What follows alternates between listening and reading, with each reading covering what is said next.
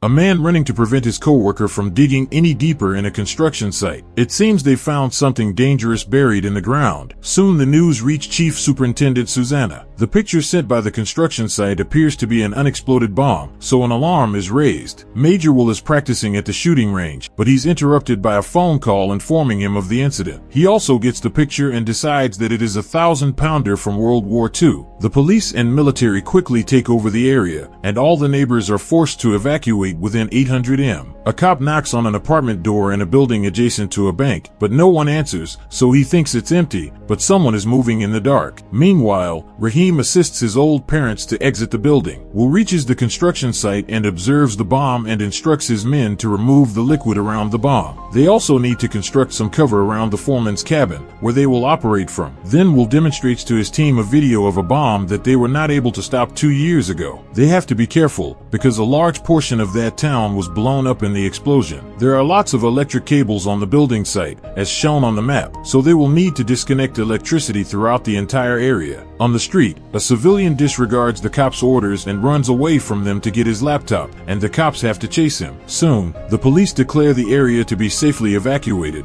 but they don't know that Corrales and his friends are hiding in the dark apartment. A drone is sent out on the construction site and Corporal Martin places a hose in the water to begin the draining. When the power is cut off, Corrales' team finally leaves the apartment and rushes to the basement, where they hid some tools earlier. The group sets up some lights while Corrales installs a camera outside the front door before locking it. He then leaves the house by the back door and looks for a hidden generator in a dumpster. He takes its cables and puts them in the basement via a pipe. Corrales installs another camera by the alley gate and the team begins to break down the wall of the basement using power tools. On his way back, Corrales is startled by a fox, but ignores it. At the police station, Susanna worries because she notices something moving on the street, so she asks her men to send the drone after it. However, it's just a fox. The team is continuing to disassemble the multiple layers of wall in the basement with a variety of tools. The bank alarms begin to go off soon, and a bank employee informs the cops at the outer perimeter of the bank that he should go and see what's going on. But the cops tell him that all the alarms are going off everywhere due to the power cut and send him away. When the team changes to a very noisy drill, Corrales goes outside to keep an eye on the street and the cameras. Whenever a police car drives by, he alerts his friends and they stop the drilling until the police car is out of sight. Martin informs Will that he's finished draining the water and finds him filling some glasses. Will claims it's a tradition to drink when a job has been finished. Then Will and Martin come with their tools to begin assembling the bomb. So, Susanna sends all the police cars away. Will examines the bomb and finds that it has a time fuse. He verifies this by listening to the ticking with a mic. This may go off at any time for the next 48 hours, so Will use a magnetic clock stopper to prevent it from going off. After all is connected, everyone runs to take cover and the clock stopper is turned on. Fortunately, it doesn't blow up, just slow things down. They now need to create a mitigation wall for a controlled explosion, which may take up to 5 hours. In the basement, the team hits steel, so they exchange the drill for a welding machine. They soon complete the hole in the wall and eventually get into a bank vault. They block the camera with a spray and begin to open all the boxes and steal tons of cash and jewelry. There also are gold bars, but they're too heavy, so they have to leave them. The soldiers continue to construct the wall at the construction site, but Will sees Martin touching the bomb and blows a horn to get everyone to evacuate. Martin has noticed that some spots on the bomb aren't rusty, which he considers an anomaly for a supposedly 80-year-old bomb. Another soldier notices on the scanner that the bomb is ticking again, meaning the clock stopper is broken. The soldiers run to take cover, while Will collects some tools. He will need to drill the fuse and put a solution in the fuse to block the mechanism. As Will begins to drill very slowly, an officer at the station sees a hot spot on the drone's thermal camera other than the soldier's generator. Susanna immediately instructs Will to halt the procedure, since she will be sending officers to check on this mysterious hot spot. Suddenly, Will sees Martin too close to the bomb and yells at him to come back. Martin has shifted the clock stopper, since if it fails, then it's his problem. Will tells him that it's not worth his life and sends him to hide with the others. In the vault, Corrales takes something special from a particular box, and X reminds him to put it in the trolley. Corrales is reluctant but does as he says. Then Corrales notices the cops approaching, and he orders his friends to stand down. He also switches off the generator. A police car parks in front of the building and attempts to enter, but the door is locked. They decide to search around the area. So, Corrales instructs his men to continue working quietly. While Susana notices that the hotspot has disappeared, the cops see Corrales in the alley. He immediately starts running and tells his team to hurry up. So they begin to fill and seal their boxes as quickly as they can. Since the officers can't follow Corrales because the gate is locked, they get tools from their car to open it. Will tells everyone to put on their helmets and cover their ears, as he has a bad feeling about this at the construction site. All at once, the ticking ceases and the bomb explodes, creating a terrifying shock wave in the vicinity. The explosion brings down the drones, but at least doesn't cross the perimeter, so the evacuated people are fine. All the army group has survived, but Will and a soldier are injured. The police officers are down in the alley and asking for assistance. So, Susana sends out more men. Corrales meets with his team and takes a box as he wants to see about the special object he took. The others remind him that the cops are around and they need to hurry, but Corrales still takes a moment to make sure that the object is safe. The team can now divide up to execute the plan. One of the drones is broken, but Corrales is able to repair it in a timely fashion. Corrales and Y climb to the roof and discover 2 drones. They put the boxes in the drones' cages and send them out. Officers see them in the sky but believe they're the police drones. After a few minutes of flying, the drones land on another roof where the boxes are picked up by a woman. Meanwhile, X and Z go to the street where they've put fake construction warnings around a manhole. As they climb down, the police see them on the security footage. Susana wonders if they were employees working underground and didn't hear the warnings. Corrales and Y exit the building while an officer leaves his injured partner in the alley and smashes a door to enter the building. On the street, a police car arrives and sees Corrales and Y, who immediately start running. A chase follows, and the guys go into a parking lot, running around walls and columns to throw the cops off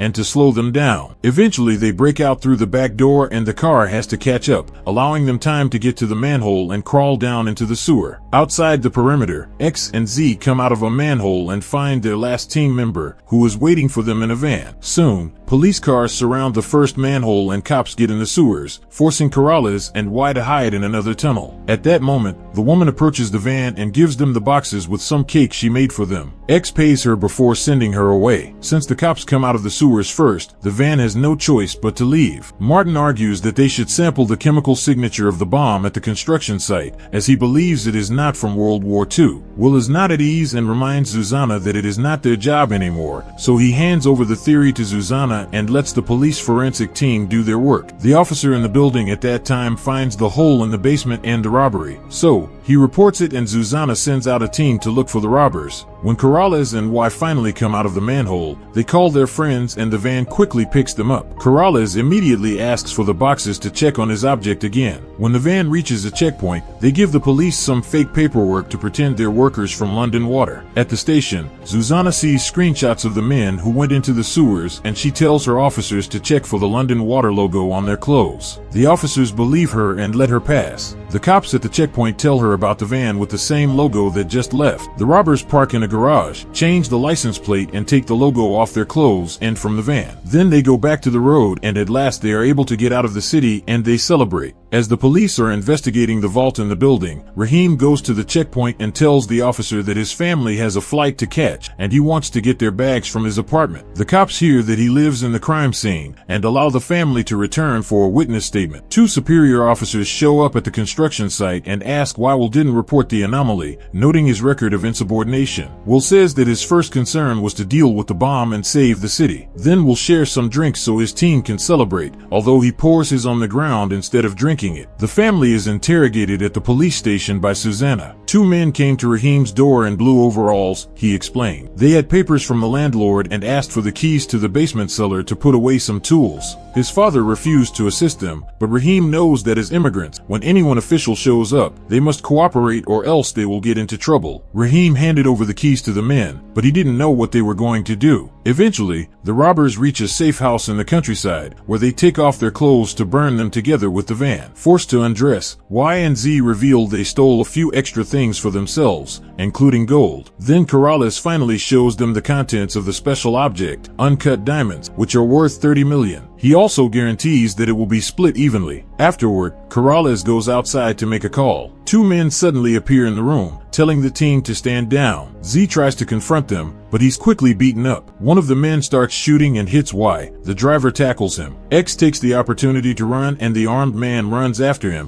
while the other guy beats the driver. The chase continues upstairs, where X avoids getting shot by escaping through the window. He then steps into the backyard where Ludo is pointing a gun at him. The team is trapped in the garage and continues to curse Corrales, who just shrugs them off. Corrales and the new guys toast to their good fortune in the living room, where they divide up the prizes, and Ludo is discovered to be his cousin. Corrales tells Ludo that he knew about the diamonds because they were owned by a man he used to work for, but now hates. At some time in the past, Corrales would fly into conflict zones and collect under the radar stone. He would then take them off of him and place them in his boss's bank account, but his boss turned against him and now Corrales is seeking revenge. When Ludo asks for a diamond, Corrales agrees to let him have one, but he snaps when Ludo asks for more. Sensing something suspicious, Ludo wants to change the arrangement and asks for 50% of everything. An argument ensues and they don't stop yelling until Ludo smashes a tool on the table, destroying one of the diamonds. This should not be possible, so Corrales frantically looks at the other diamonds and is heartbroken to find they're all fake. Corrales swears he didn't know about this, but Ludo doesn't believe him and makes his men capture him. The thugs hold Corrales' hand on the table, and Ludo smashes it with a tool, asking for the truth. Corrales says that he was not involved in this, so Ludo takes all the loot and makes his men throw Corrales in the trunk of his car. The group departs, leaving the original team still in the garage. Meanwhile, all the residents are allowed to return to their homes. Power isn't back yet, so Raheem's family has to carry the father's wheelchair up the stairs. As the family is packing up, Raheem heads to the roof and retrieves the bag of real diamonds from a pot. He then goes back to his room, cuts a suitcase's handle and puts the diamonds inside, telling his brother that everything was fine. Will also goes home and showers to clean his wounds. At that moment, he gets a call from his superior officers. It's been confirmed by forensics that the bomb isn't from World War II. In fact, it's been traced back to the army. We'll have to show up tomorrow morning to discuss this. X manages to cut his rope on the edge of the van door in the safe house. After checking on a very weak Y, he frees the others. The driver is able to start the van without keys and use it to knock down the door. Unfortunately, it's too late for Y, who dies in Z's arms. Then X finds his tablet and reveals that he put trackers in all of the team's clothes, so he can get Corrales' location. The three go in two cars to chase him. In Ludo's trunk, Corrales texts a mysterious number saying he's in trouble and sends his location. He continues to shout for Ludo to show him mercy, but Ludo plays music to drown out the noise. Martin performs a few tests on the clock stopper in the army storage room and finds an additional chip, indicating that the clock stopper was tampered with. At the police station, the cops finally trace the apartment paperwork to Corrales, who has a long history of crime related to theft and diamond smuggling. Raheem and his family check in at the airport without any problems. When Ludo is on the road, X tries to block him and Ludo turns his car to avoid him, but his friends come from the other direction and shove Ludo's car through a fence. Then X and his men surround Ludo's group, breaking a window to fight them for a gun. In the trunk, Corrales hears the music stop and a few gunshots. The trunk is finally opened and Z and the driver pull Corrales out. X puts a plastic bag on his head and begins to choke him, but then X is shot in the neck. After the driver is shot in the leg, he and Z run to take cover and Corrales takes the chance to run to the shooter, who turns out to be Will. They've been working together all along and now they escape together. Once they have left, Z and the driver look around in Ludo's car and they are pleased to find the bag containing the money and jewels. Meanwhile, Zuzana gets Corrales' file and matches his photo with the security footage to confirm that it is him. The officers immediately notify all airports and terminals. Corrales then checks into a hotel, travels to the airport and manages to check in with a fake passport before they get the alert. When Martin comes to the police station to tell Zuzana about the chip, he also tells her that Will is known for being mad after his time in Afghanistan. He also remembers the picture of Raheem as he was Will's interpreter. It was Will who assisted the entire family of Raheem to relocate to the USA for safety. Looking at the files, Zuzana notices that Corrales was also in Afghanistan working in a gemstone mine. She sends an alert to capture Will and Raheem. Police officers head to the airport to search for Corrales, who was spotted there, while Will heads out of the country on a private plane. But Corrales manages to evade them and gets on the plane to get away. Meanwhile, Susanna learns that Raheem's brother was the night security guard on the construction site. When she and her men make it to Will's house, they find a workshop and notes on how to modify a bomb. Meanwhile, in Istanbul, Corrales, Will and Raheem sell the diamonds for an insane amount of money, and they divide the proceeds equally. Then they leave each other and they begin their new life. 10 years ago, Corrales was double-crossed and kidnapped by his employer. He tried to fight the soldiers, who easily overpowered him and threw him in the back of a truck. With the help of Raheem, Will was able to make a peaceful deal with the people of the nearby town. As they were leaving the town, Will and Raheem spotted a car on the road and they ran to hide, as they knew there were enemies nearby. But Will accidentally stepped on a pressure plate and the cables showed that they were surrounded by explosives. Suddenly, the trucks carrying Corrales' group appeared and the secret enemies fired their guns to destroy one of the trucks. A gunfight ensued and Corrales ran to hide and found Will, and they made a deal to help each other. Will freed Corrales and sent him to look for the box that held all the explosives. The enemy fired at him, but Will covered him. Corrales dug in the ground until he found a box with a grenade, so Will guided him on how to locate the right cables and cut them. This time both Raheem and Will provided cover as the enemies continued to shoot in their direction. When Corrales cut all the cables, Will was able to step away and Raheem killed the last few enemies. The group was able to celebrate for a second before the grenade in the box went off, but fortunately they ran quickly enough to avoid the explosion. Corrales now spends the funds to carry out his childhood dream of purchasing a natural reserve in Africa where, he claims, there are diamonds. Raheem is constructing a multi-family compound and is launching his own business, but he had to convince his family to change their name. Will gives most of his money to an organization that removes unexploded ordnance from around the world. Subscribe to watch more videos like this. Leave a comment about your favorite movie, and we will make it next. Thanks for watching.